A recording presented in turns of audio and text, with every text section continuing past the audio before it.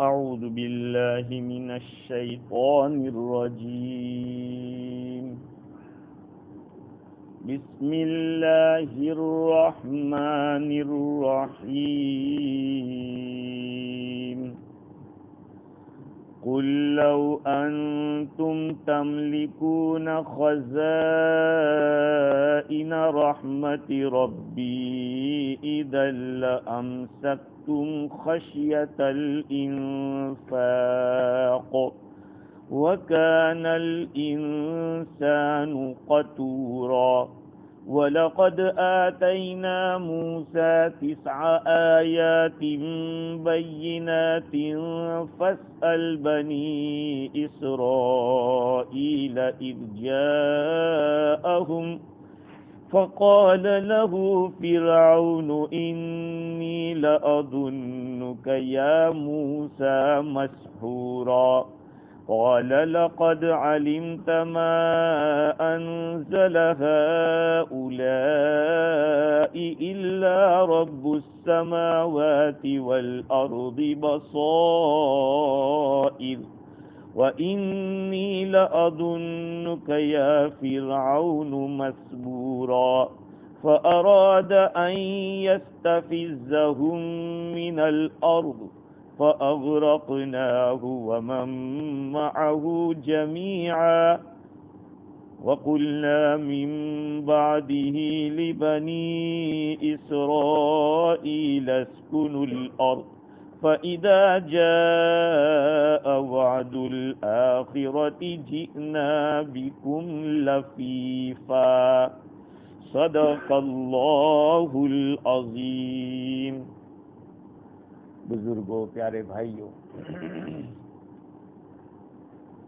اس سے پہلے یہ باتیں گزری ہے کہ مشرکین مکہ نے کہا تھا کہ ہم تو آپ پر ہرگز ایمان نہیں لائیں گے جب تک کہ زمین سے چشمے نہ ابلنے لگے، نہریں نہ بہا دیں، باغات نہ لگا دیں، آپ کا سونے چاندی کا مکان نہ ہو جائے، وہاں تک آپ پر ایمان نہیں لائیں گے. اللہ تعالیٰ نے اس کا جواب دیا ہے. وہ یہ چاہتے تھے کہ ہماری دنیا بن جائے، یعنی فراوانی ہو جائے گی، مال خوب ہو جائے گا، پیداوار خوب ہوگی، مزے آئیں گے. اللہ تعالیٰ نے فرمایا کہ اللہ سب کچھ دے دے پھر بھی تم کنجوس رہو گے. اگر زمین کے خزانوں کے مالک بھی بنا دیے جائیں پھر بھی وہ اپنی کنجوسی اور اپنی لالچ پر باقی رہیں گے. وہ کبھی بھی دوسرے کو نفع پہنچانے کی کوشش نہیں کریں.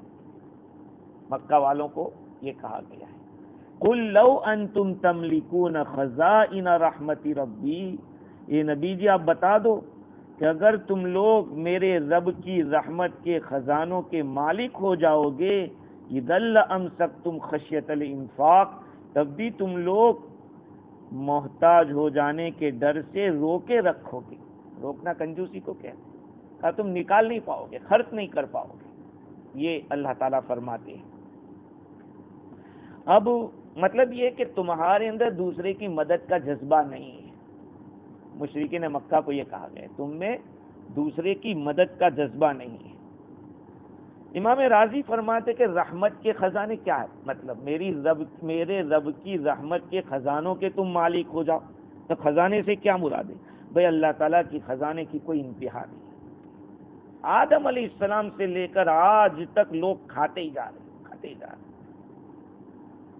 یہاں تو آپ کو اس کا احساس نہیں ہو سکتا.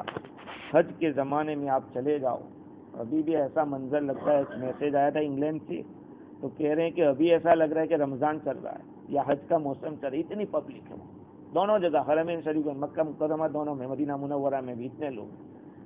روٹی کبھی کم نہیں ہوئی، ہم نے نہیں دیکھا.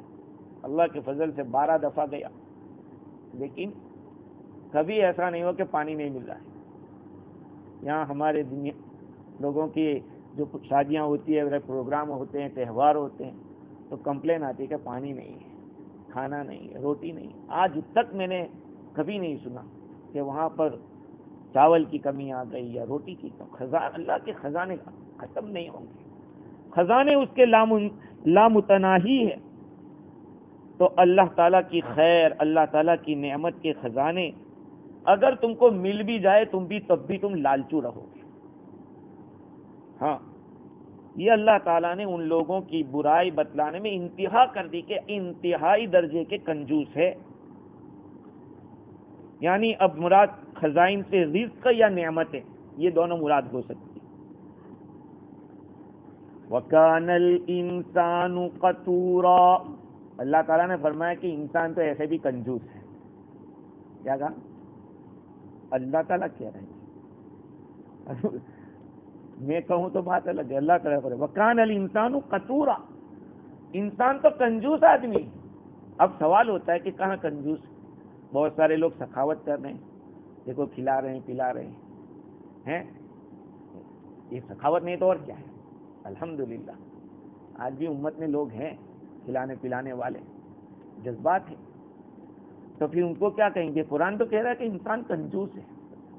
اس کا امام رازی نے ایک جواب تو یہ دیا کہ اصل میں انسان کے اندر بخل رکھا ہے، ہر انسان کے اندر رکھا ہوا ہے، اس لیے کہ وہ محتاج پیدا ہوا ہے. ہم سب محتاج ہیں. اب سب کو ضرورت ہے کہ نہیں؟ اور محتاج کے لیے ضروری ہے. محتاج کس کو کہتے ہیں؟ جس کی حاجت ہو. کھانے کی حاجت ہے، پینے کی حاجت ہے، استنجا خان جانے کی ضرورت ہے. تو یہ حاجت تو ہر ایک کو لگی ہوئی ہے کہ کوئی ایسا نہیں کہ اس کو حاجت نہیں لگی ہو. اللہ کو کوئی ضرورت نہیں، حاجت ہی نہیں اس کو. نہ وہ کھاتا ہے نہ پیتا ہے. میں کھاتا بھی ہوں پیتا ہوں، آپ سب بھی کھاتے پیتے ہیں. ہم سب کو حاجت لگی ہوئی ہے. اب حاجت کو پورا کرنا ضروری ہے، اس لیے انسان اپنے لیے روکے رکھتا ہے. میرا بعد میں کیا ہوگا، میرا بعد میں کیا ہوگا. اب پڑا ہوا ہے بینک بیلنس لمبا چوڑا رکھا ہے، لیکن کیا سوچتا ہے کہ یار کچھ سالوں کے بعد پھر میرا کیا ہو گیا، تو ختم ہو جائے گا. اس لیے انسان اس کو روکے رکھتا ہے، تھوڑا تھوڑا نکالتا ہے، تھوڑا تھوڑا. اس لیے جب مرتا ہے نا تو دیر سے پڑا رہتا ہے. اب وہ جو اولاد ہے وہ اپنا نصیب لے کر نہیں آئی ہے، ان کا بھی تو نصیب ہے. ان کو بھی اللہ نے پیدا کیا، ان کی بھی رزق و روزی سب اللہ نے انتظام کر رکھا ہے. تو انسان چونکہ محتاج ہے اور اپنی ضرورت کے لیے روکتا ہے. اور اگر کبھی کبھی وہ سخاوت کر بھی دیتا ہے تو کسی خاص سبب سے کرتا ہے، کسی ضرورت کی وجہ سے کرتا ہے. مثال کے طور پر لوگ تعریف کریں گے کہ یار ماشاءاللہ کیا اچھا ہے، کھلا رہا ہے، سخاوت کر رہا ہے. یا یہ کہ لوگ کہیں گے کہ یار اس کی ذمہ داری ہے پھر بھی یہ تو نہیں کر رہا ہے، تو اپنی ذمہ داری سے نکلنے کے لیے خرچ کرے گا. اب مہمان آ گئے، ان کو کھلانا ضروری ہے، مہمان واجب ہے آدمی پر مہمانی کرنا، تو اس ذمہ داری کو پورا کرنے کے لیے وہ کھلا رہا ہے. یہ ضرورت کے لیے نکالتا ہے. حقیقت میں تو انسان کنجوس ہے ہی، اس کو آگے کی بہت فکر رہتی ہے کہ یہ ختم ہو جائے گا تو پھر میرا کیا ہوگا. اس لیے آج کی وہ نہیں کماتا، آج کے لیے نہیں کماتا، 10 سال کے بعد جو دن آ رہا ہے اس کے لیے وہ کما رہا ہے. اس لیے ایک دن بھی چھٹی نہیں رہے گا کام کی، کبھی بھی دکان کبھی بند نہیں رکھے گا. کیوں بند رکھے؟ اتنے میرے دن کا اتنا کم ہو جائے گا. اور دوسری ایک بات یہ ہے کہ یہاں پر خاص لوگوں کا تذکرہ ہے. انسان سے مراد خصوصی طور پر بعض لوگوں نے کہا کہ اس سے مشرکین مراد ہے.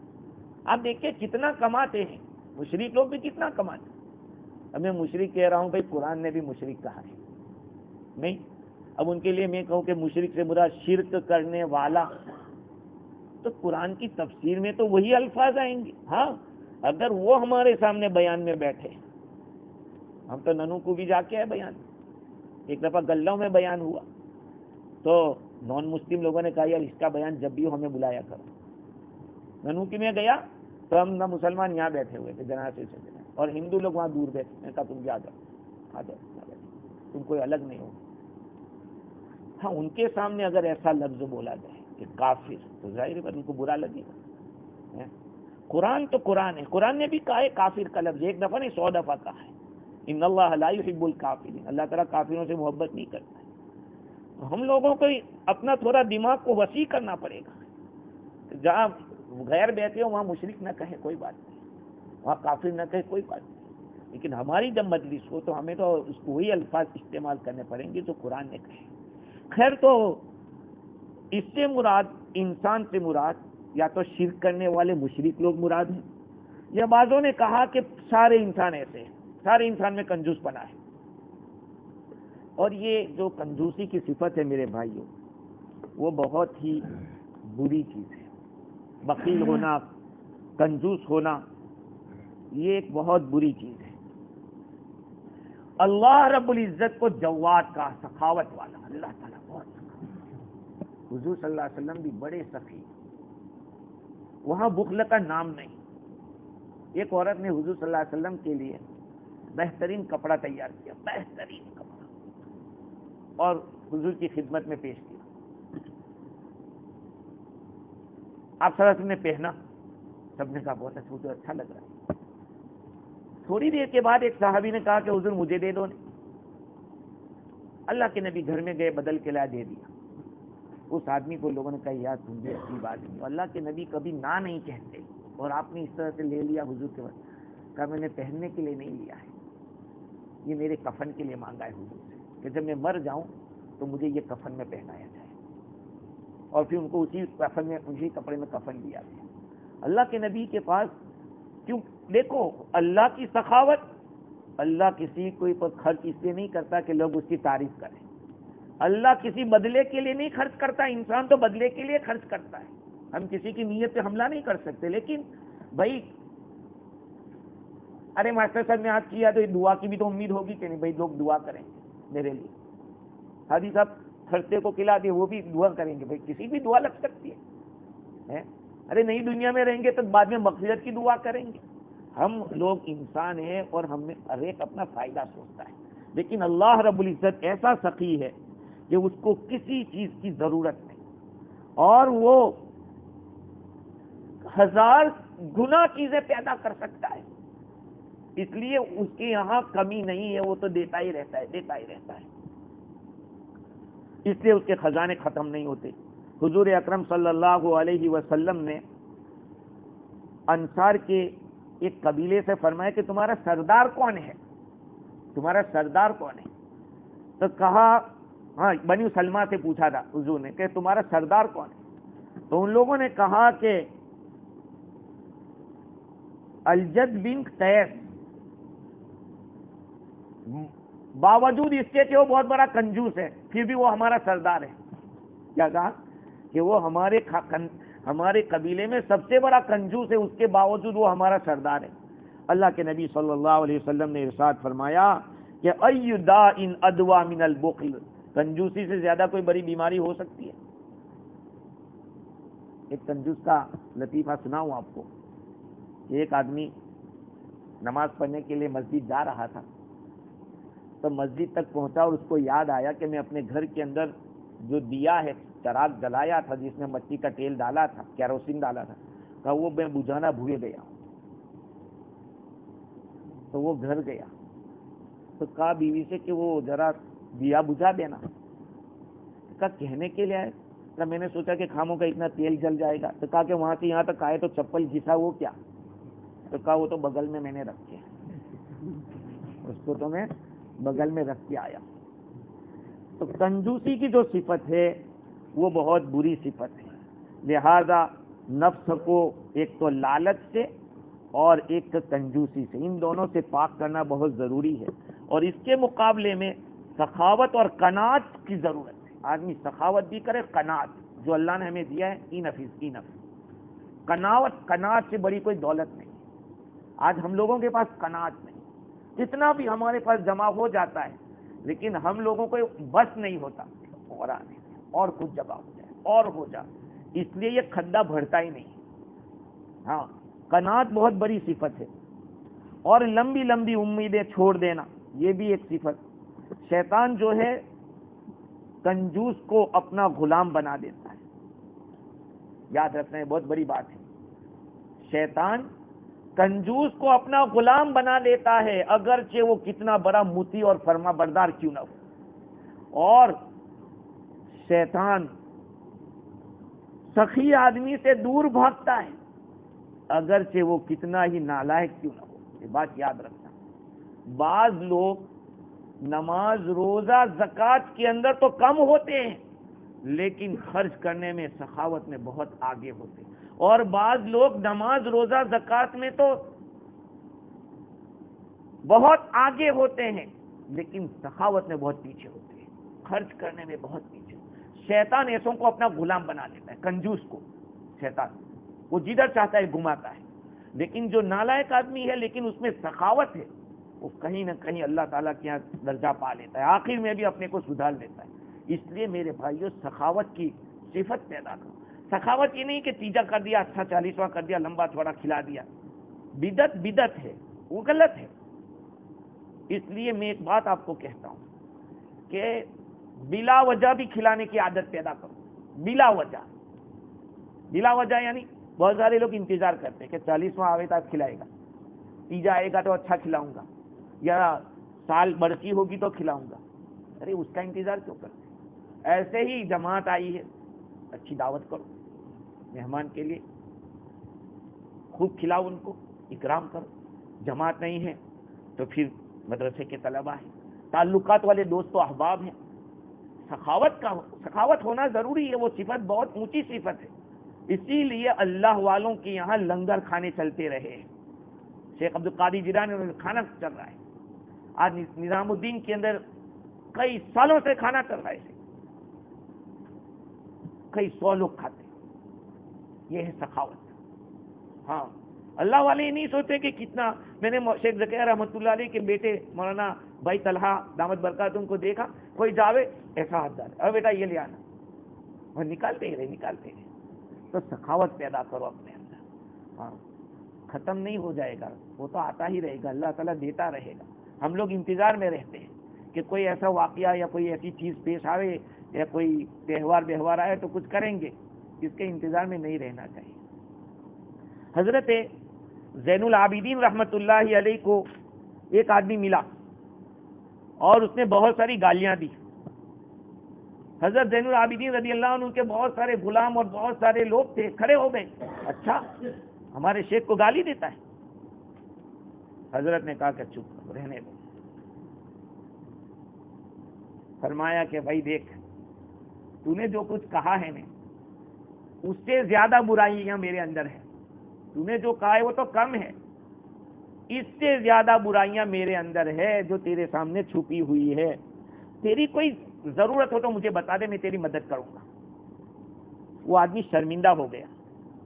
حضرت نے ایک قمیص اس کے اوپر ڈال دیا کہ لو، کالا کپڑا تھا، اس کو دے دیا، اور 1000 درہم دینے کا حکم دیا کہ اس کو 1000 درہم دے دو۔ اس آدمی نے کیا کہا معلوم؟ میں گواہی دیتا ہوں کہ حضور کی اولاد میں سے ہو تم، اللہ کے نبی کی اولاد میں سے تم ہو، تمہارے یہ اخلاق ہو سکتے ہیں کہ اتنی بڑی اتنی زیادہ گالیاں سننے کے بعد بھی آپ میرے اوپر اتنی سخاوت کر رہے ہو، اور تمہارے بارے میں کوئی یہ نہیں کہہ سکتا کہ تم دنیا دار ہو، اتنا زیادہ مال خرچ کرتے ہو۔ حدیث شریف میں آیا، حضرت علی رضی اللہ عنہ فرماتے ہیں، حضور صلی اللہ علیہ وسلم نے ارشاد فرمایا، ید اللہ ملعائی، اللہ کا ہاتھ تو بھرا ہوا ہے، لا یغیدها نفقۃ السخاء اللیل والنہار، رات اور دن کا خرچ کرنا، اللہ تعالیٰ کا خرچ کرنا کبھی کم نہیں کرتا ہے۔ اللہ تعالیٰ نے آسمان و زمین کو جب سے پیدا کیا ہے آج تک کمی نہیں ہوئی کسی چیز میں کمی نہیں آئی۔ اللہ کے یہاں خرچ ہوتا ہی رہتا ہے، دیتا ہی رہتا ہے، اللہ تعالیٰ دیتا ہی رہتا ہے۔ خیر تو اللہ تعالیٰ نے فرمایا وَكَانَ الْإِنسَانُ قَتُورًا، انسان بڑا بخیل ہے، کنجوس ہے۔ تو اللہ تعالیٰ نے آپ اس آیت میں اوپر سے بتلایا کہ اگر تم لوگ مالک ہو جاؤ میرے رب کی رحمت کے خزانوں کے، تو تم لوگ اس کو روکے رکھو گے فقیر ہو جانے کے ڈر کی وجہ سے۔ انفاق کا ترجمہ مفسرین نے فقر سے بھی کیا ہے، محتاجی کا ترجمہ کیا۔ اچھا، اوپر سے بات چل رہی ہے نبوت کی، رسالت کی بات چل رہی ہے، حضور صلی اللہ علیہ وسلم کی صفات بیان ہو رہی ہے۔ اس لیے مولانا تھانوی رحمۃ اللہ علیہ فرماتے ہیں کہ یہاں پر خزانوں سے مراد نبوت اور رسالت، حضور صلی اللہ علیہ وسلم کی جو لطائف و معارف ہے، حضور کے جو علوم ہے وہ مراد ہے۔ بعضے میں نے ایک تفسیر بتلائی، خزانے سے مراد رزق ہے اور نعمتیں ہیں اللہ تعالیٰ کی، کہا اگر وہ اس کے تم مالک ہو جاؤ تو تم کنجوس رہو گے، کبھی کچھ خرچ نہیں کرو گے لوگوں پر۔ اور مولانا تھانوی رحمۃ اللہ علیہ فرماتے ہیں کہ اس سے مراد جو آپ صلی اللہ علیہ وسلم کو کمالات نبوت دیے ہیں، نبوت کے کمالات کا وہ مراد ہے۔ دونوں کا ربط ہے، جو روزی کا معنی ہے وہ بھی مراد ہو سکتا ہے، یہ بھی مراد ہو سکتا ہے، اس لیے کہ اوپر سے جو بات چل رہی ہے وہ کفار مکہ نے ریگستان کے اندر نہریں بہانے کی بات کہی تھی، اس کے لحاظ سے رزق سے تعلق صحیح ہے، اور دوسری بات یہ کہ حضور کو لوگ نبی نہیں مانتے تھے، اس لحاظ سے کہا جائے کہ تیرا رب میرے رب کی جو خزانے ہیں رحمت کے، یعنی حضور کی نبوت کے کمالات ہے، اگر تمہارے ہاتھ میں دے دیا جاتا کہ کسی کو نبی بنایا جائے تو تم کسی کو نبی نہیں بناتے۔ یہ تو اللہ تعالیٰ نے اپنے پاس رکھا ہے، یہ اللہ تعالیٰ نے نبی کس کو بنانا چاہیے اور کس کو نہیں بنانا چاہیے، یہ اللہ رب العزت نے اپنے پاس رکھا ہے۔ نبوت رسالت، ہاں تفسیر کے مطابق ربط یہ ہوگا کہ جو نبوت و رسالت کے لیے بے سروپا بیہودہ مطالبہ کرتے تھے وہ لوگ، اس کا حاصل یہ کہ حضور کی نبوت کو نہیں مانتے تھے۔ اللہ تعالیٰ نے فرمایا کہ اگر تم کو نبوت بھی دے دی جائے کہ تم تقسیم کرو، کسی کو نہیں دو گے تم لوگ۔ وَكَانَ الْإِنسَانُ قَتُورًا وَلَقَدْ آتَيْنَا مُوسَىٰ 9 آيَاتٍ بَيِّنَاتٍ فَاسْأَلْ بَنِي إِسْرَائِيلَ إِذْ جَاءَهُمْ فَقَالَ لَهُ فِرْعَوْنُ إِنِّي لَأَظُنُّكَ يَا مُوسَىٰ مَسْحُورًا۔ اوپر کی آیت میں ایک بات یہ رہ گئی، علامہ عثمانی رحمۃ اللہ علیہ تحریر فرماتے ہیں کہ یہ حق تعالیٰ کا فیض ہے، جس میں جیسی استعداد اور قابلیت ہوتی ہے اللہ وہ دیتے۔ یاد رکھ لینا یہ بات، بھائی ہر ایک عالم نہیں بنتا ہے، ہر ایک عالم نہیں بنتا، ہر ایک حافظ بھی نہیں بنتا۔ دیکھو ایک بات یاد رکھنا، حافظ بننے کے لیے یہ ضروری نہیں ہے، بات کیا دماغ کا ہونا ضروری ہے کہ بہت اسمارٹ ہوگا وہی حافظ بنے گا، نہیں، آپ بھی آج اس عمر میں بن سکتے ہیں حافظ، ہاں آدمی کوشش کرنا شروع کر دے۔ یہ قرآن اللہ کی دین ہے، میں نے بڑے بڑے لوگوں کو دیکھا ہوشیار حافظ نہیں بن سکتے۔ علامہ انور شاہ کشمیری رحمۃ اللہ علیہ اتنے بڑے محدث تھے کہ اگر کسی کتاب کو ایک مرتبہ ایسے دیکھ لیتے ہیں 40 سال تک بھولتے نہیں تھے، اتنا بار ایک دفعہ دیکھ لینے تھے، لیکن وہ حافظ قرآن نہیں تھے۔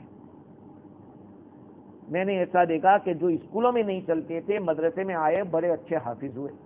ہر ایک عالم بھی نہیں بن سکتا اور ہر ایک مفتی بھی نہیں بن سکتا، یہ اللہ رب العزت اپنے فضل سے جس کی جیسی استعداد اور قابلیت ہوتی ہے اس کے مناسب دیتا ہے، خزانے اڈیل دیتا ہے، اور تمہارے تعصب سے تمہارے تعنت سے خدا کا فضل رکنے والا نہیں ہے۔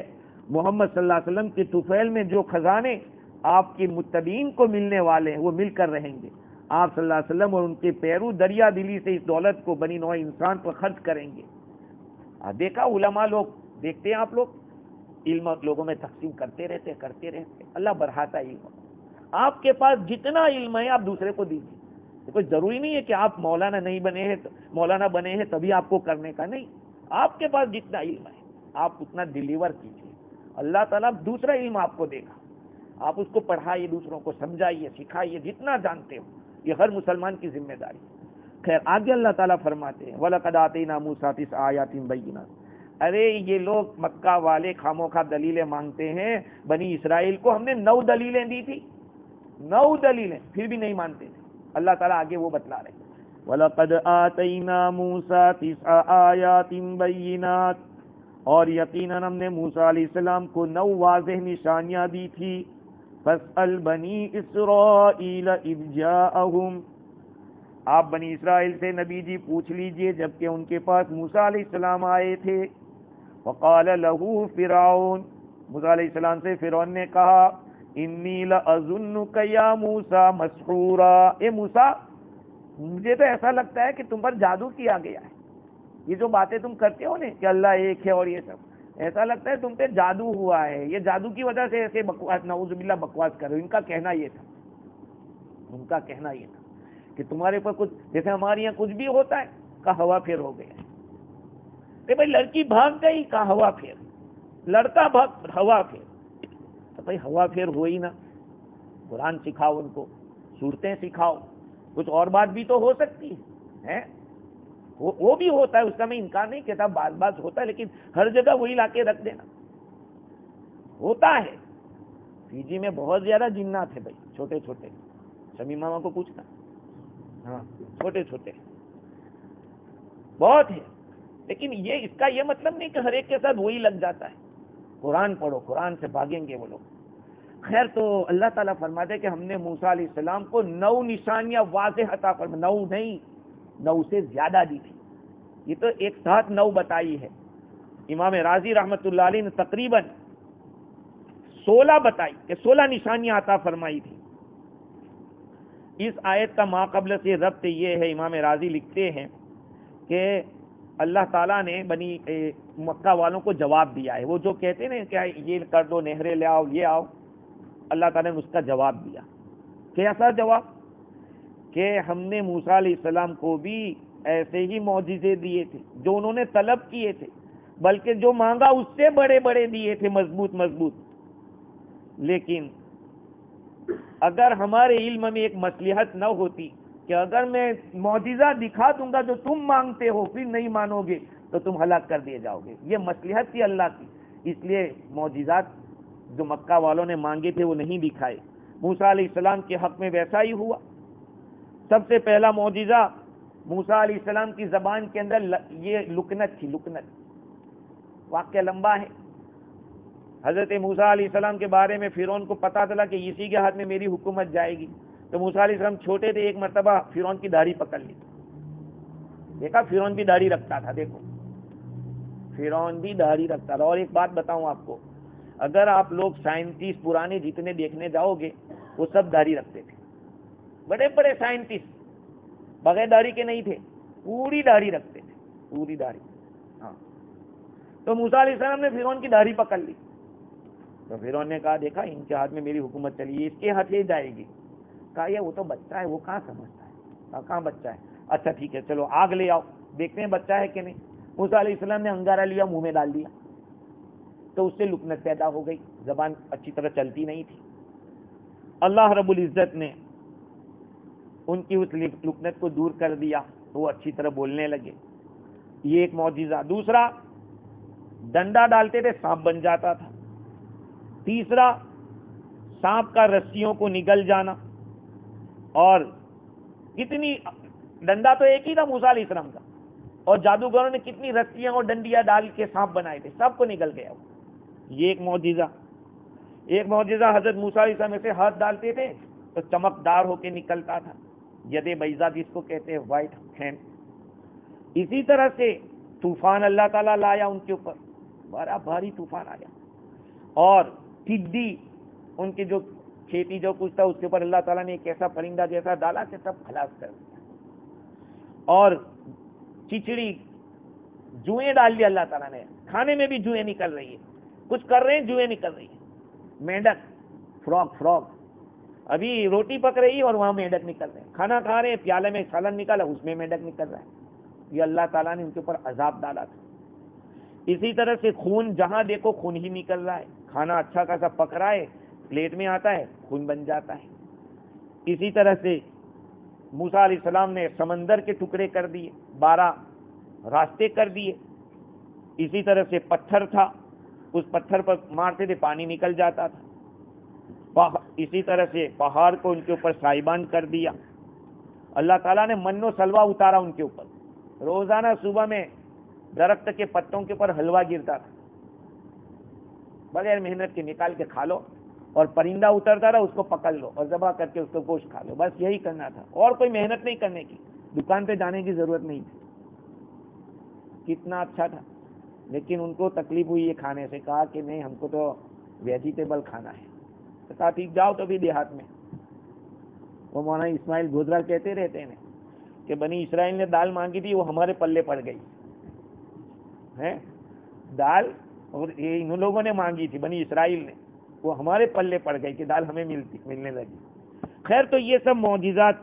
اسی طرح سے اللہ تعالیٰ نے ان لوگوں کے اوپر بہت بڑا جھوڑا قائم کر دیا، ان کے اوپر قحط کو نازل کر دیا، مسلط کر دیا، مال میں کمی آ گئی، پھلوں میں کمی آ گئی، اسی طرح سے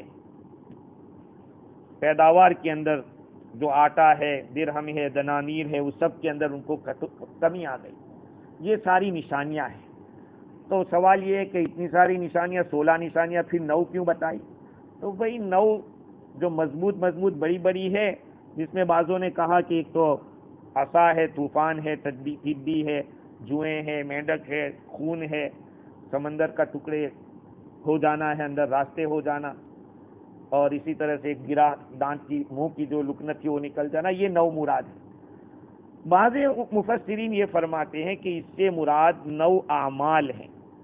امام راضی نے کہا کہ صفوان بن عفال رضی اللہ عنہ فرماتے ہیں کہ ایک یہودی نے اپنے ساتھی سے کہا کہ چلو ہم اس نبی کے پاس جاتے ہیں، حضور صلی اللہ علیہ وسلم کے پاس، اور جا کے 9 نشانیاں پوچھتے ہیں کہ وہ 9 نشانیاں کون سی ہے.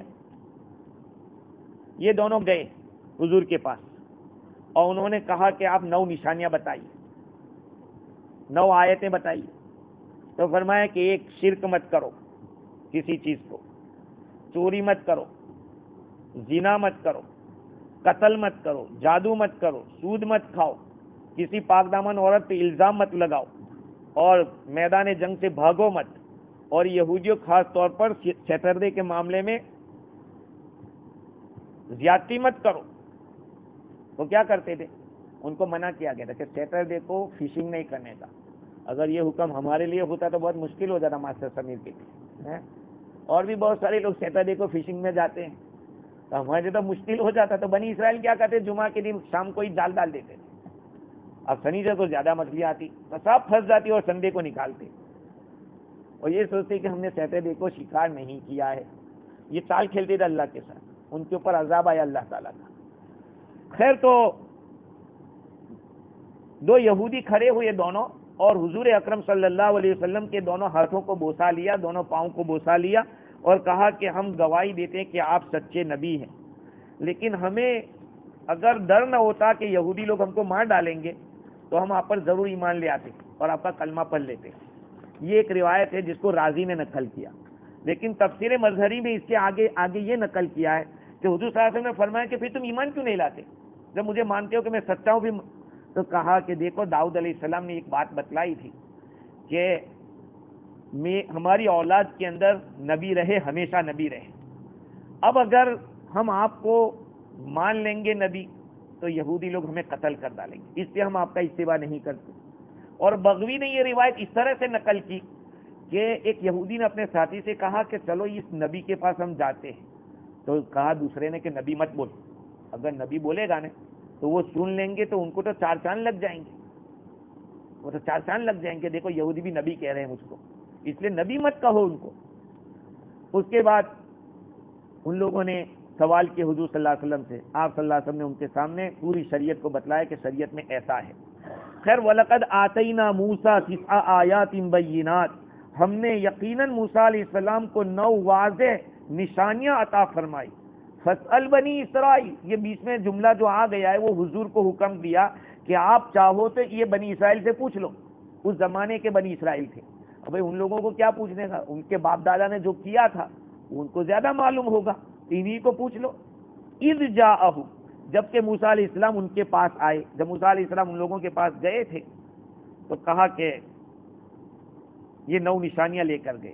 اب یہ فَاسْأَلْ بنی اسرائیل، بنی اسرائیل سے کیا پوچھنا ہے، اس کے بارے میں بہت سارے اقوال ہیں. ایک قول تو یہ ہے کہ آپ بنی اسرائیل سے پوچھ لیجئے کہ وہ 9 نشانیاں کیسی تھی. تو یہ سوال کرنا گویا کہ ان کو گواہ بنانا ہے کہ وہ گواہی دے دے کہ ہاں یہ 9 نشانیاں یہ تھی. تو سوال استشہاد ہے. اور دوسرا جواب یہ ہے کہ بنی اسرائیل سے فرعون کے بارے میں پوچھ لو، ان لوگوں سے فرعون سے کہو کہ بنی اسرائیل کو میرے ساتھ بھیج دو، یا یہ کہ بنی اسرائیل سے پوچھو کہ تم میرے ساتھ رہو گے کہ نہیں، میری موافقت کرو گے، میرا سپورٹ کرو گے کہ نہیں. بنی اسرائیل سے پوچھو. موسیٰ علیہ السلام کو کہا گیا کہ ان سے پوچھو. حضور اکرم صلی اللہ علیہ وسلم کو اس زمانے کے بنی اسرائیل جو موجود تھے حضور کے زمانے میں، ان سے پوچھنے کو کہا گیا، اور یہی معنی زیادہ راجح ہے. تو جب موسیٰ علیہ السلام تشریف لائے تو فرعون نے کیا کہا، انی لاظنک یا موسیٰ مسحورا، میں تو گمان کرتا ہوں کہ موسیٰ تجھ پہ جادو ہوا ہے. یہ مسحور کی تشریح میں امام رازی نے 3 قول نقل کیے کہ بعضوں نے کہا کہ مسحور بمانا ساحر، کہ موسیٰ تم جادوگر ہو. جیسے مشؤوم کا لفظ عربی میں یا میمون کے معنی برکت والا، مشؤوم کے معنی ہے نحوست والا، ایسے ہی یہاں مسحور کے معنی جادو والا. انہوں نے جادوگر کہا نعوذ باللہ حضرت موسیٰ علیہ السلام. دوسرا جواب یہ ہے کہ یہاں پر یہ مسحور کے معنی لوگوں نے آپ پر جادو کر دیا ہے، کہ جادو کی وجہ سے آپ اس طرح کی باتیں کرتے ہو.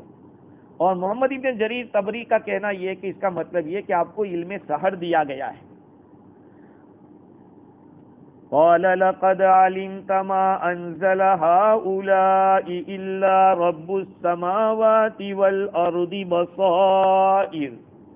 موسیٰ علیہ السلام نے فرمایا کہ تو جانتا ہے کہ اللہ تعالیٰ نے نہیں یہ سب چیزیں نازل نہیں کی مگر رب السماوات والارض نے سمجھانے کے لیے، سجھانے کے لیے. اب یہاں لقد علمت کی تشریح میں ایک بات قرات کے اعتبار سے، لقد علمت بھی پڑھا ہے کسائی نے اور دوسرے قراء نے علمت پڑھا ہے. تو ہوگا تو یعنی میں جانتا ہوں. موسیٰ علیہ السلام نے فرمایا کہ میں جانتا ہوں کہ یہ ساری چیزیں اللہ تعالیٰ نے پیدا کی جو آسمان اور زمین کا رب ہے، اور وہ پیدا کی ہے لوگوں کو سجھانے کے لیے، سمجھانے کے لیے. اور ایک تشریح یہ کہ فرعون تو جانتا ہے، تجھے تو پتا ہے کہ یہ ساری چیزیں اللہ تعالیٰ نے بنائی جو آسمان زمین کا رب ہے. اب یہ 2 معنی ہو گئے. اگر موسیٰ علیہ السلام یہ فرمائے کہ میں جانتا ہوں کہ یہ اللہ نے بنایا ہے، یہ بھی صحیح ہے، لیکن یہ زیادہ صحیح ہے کہ تو جانتا ہے، تو گویا کہ فرعون کے علم سے دلیل پکڑی کہ اللہ تعالیٰ تو ہے جس نے یہ سب پیدا کیا، تو نے کہاں پیدا کیا یہ سب. حضرت علی رضی اللہ تعالیٰ عنہ فرماتے ہیں کہ اللہ کی قسم اللہ کے دشمن کو پتہ ہی نہیں تھا، یعنی فرعون جانتا ہی نہیں تھا، لیکن موسیٰ علیہ السلام جانتے تھے. ابن عباس رضی اللہ تعالیٰ عنہ فرماتے ہیں کہ وَجَحَدُوا بِهَا وَاسْتَيْقَنَتْهَا أَنفُسُهُمْ ظُلْمًا وَعُلُوًّا. انہوں نے اس کا انکار کیا، ان کے نفوس نے ظلم اور زیادتی کی وجہ سے یقین. وَاسْتَيْقَنَتْهَا أَنفُسُهُمْ، تو انکار کیوں کیا؟ ظلم اور زیادتی کی وجہ سے، تکبر کی وجہ سے انکار کیا. خیر یہ 2 قراتیں ہیں اور یہ 2 معنی ہیں، لیکن زجاج کا کہنا یہ ہے کہ فتح والی قرات یہ زیادہ افضل ہے، کیونکہ فرعون کا علم کہ یہ ساری اللہ تعالیٰ کی طرف سے اتری ہوئی آیتیں ہیں، یہ زیادہ مضبوط دلیل ہے. قال لقد ما انزل هؤلاء الا رب السماوات والارض بصائر. یہ بصیرت ان کی جمع بصائر ہے، یعنی واضح دلائل. دیکھو اللہ تعالیٰ نے جو معجزہ دیا نے، وہ معجزہ کے اندر 2 باتیں ہوتی تھی. ایک عادت کے خلاف ہوتا تھا وہ چیز، اور دوسری بات یہ ہوتی تھی کہ جو نبی دعویٰ کر رہے ہیں اس کی دلیل ہوتی تھی. موسیٰ علیہ السلام کو اللہ تعالیٰ نے جو کچھ بھی دیا وہ اسی طرح کی 2 صفتیں تھی. ایک تو عادت کے خلاف کہ ڈنڈا مارے اور سانپ بن جاوے، یہ بھی عجیب بات، ڈنڈا ایسے ڈالے سانپ بنے. اسی لیے تو موسیٰ علیہ السلام نے ڈالا تو ڈر گئے کہ یہ کیا ہو گیا ہے. اگر آپ کا کوئی قلم گرا اور وہی کوئی بچھو جیسا بن جاوے تو گھبراہٹ تو ہوگی. تو معجزہ اللہ کا فعل ہوتا ہے، نبی کا نہیں ہوتا، اللہ تعالیٰ کا فعل ہوتا ہے، نبی کے ذریعے ہوتا ہے، نبی کے ہاتھوں ہوتا ہے. خیر تو موسیٰ علیہ السلام کے یہ معجزات تھے، بصائر کے لیے اللہ تعالیٰ نے یہ سب چیزیں اتاری دی.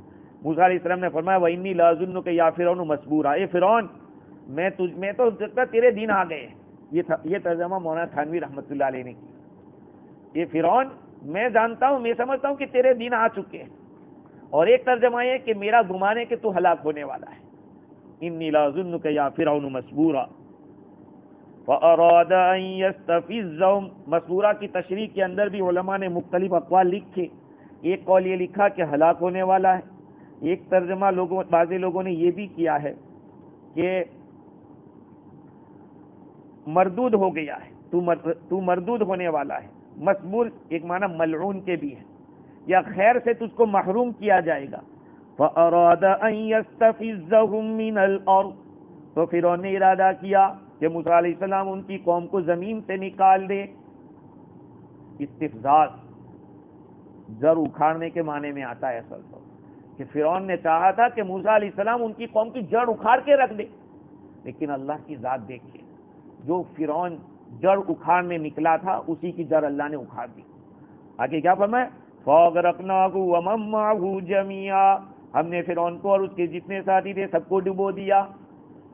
فرعون تو نکلا تھا نا کیا کہ موسیٰ کو بھی نکالو اور موسیٰ کے ساتھ جتنے علیہ السلام ان کے ساتھ جتنے سب کو نکالو, لیکن خدا نے یہ کیا کہ اسی فرعون کو اور اس کے لوگوں کو سمندر میں ڈبو دیا. یہ فَأَرَادَ أَن يَسْتَفِزَّهُم مِّنَ الْأَرْضِ, فرعون نے ارادہ کیا تھا کہ ان لوگوں کو زمین سے مراد مصر ہے, مصر کی زمین, اور بعضوں نے ارض سے مراد جڑ اکھاڑ یعنی ختم کر دینا, ان کی نسل ہی ختم کر دینا. تو فرعون کا تو یہ ارادہ تھا, لیکن خدا کا ارادہ کچھ اور تھا. یہ تھا کہ فرعون ہی کو ڈبونا تھا اور اس کے لشکر کو ڈبانا تھا.